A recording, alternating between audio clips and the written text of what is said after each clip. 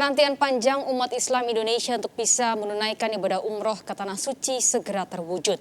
Pembahasan umroh bagi jemaah Indonesia antara pemerintah Indonesia dan Arab Saudi telah mencapai tahap akhir.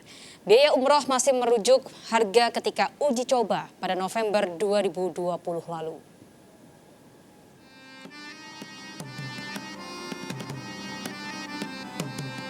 Penantian panjang umat Islam Indonesia untuk bisa menunaikan ibadah umroh ke Tanah Suci akan segera terwujud.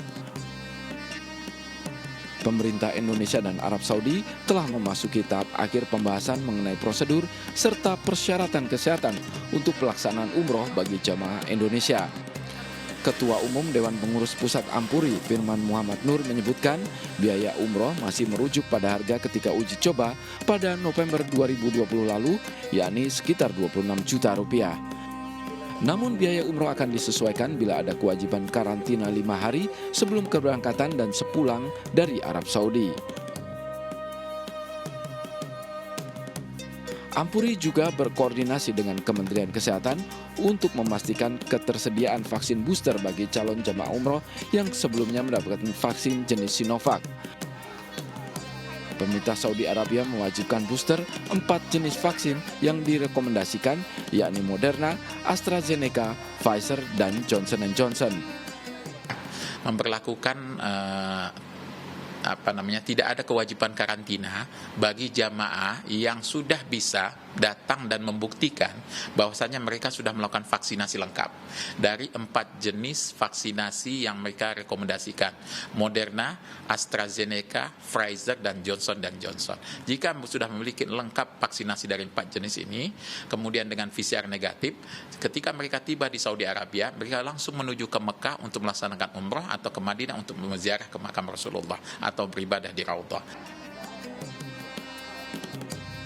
Dibukanya kembali pintu masuk bagi jemaah umroh disambut para biro perjalanan umroh. Selama ditutupnya pintu masuk bagi jemaah umroh asal Indonesia akibat pandemi COVID-19 berdampak pada tertundanya ribuan calon jemaah umroh yang gagal berangkat. Berita ini yang kita nanti-nanti karena kita sudah istilahnya puasa hampir 2 tahun.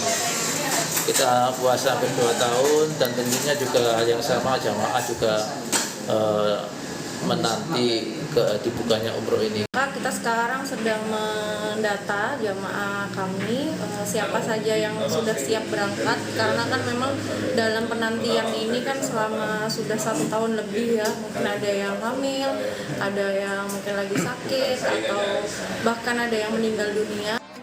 Para pihak biro perjalanan berharap pihak pemerintah untuk segera membuat kerjasama dengan negara Arab tentang aturan pemberangkatan jemaah umroh. Tim Liputan iNews melaporkan.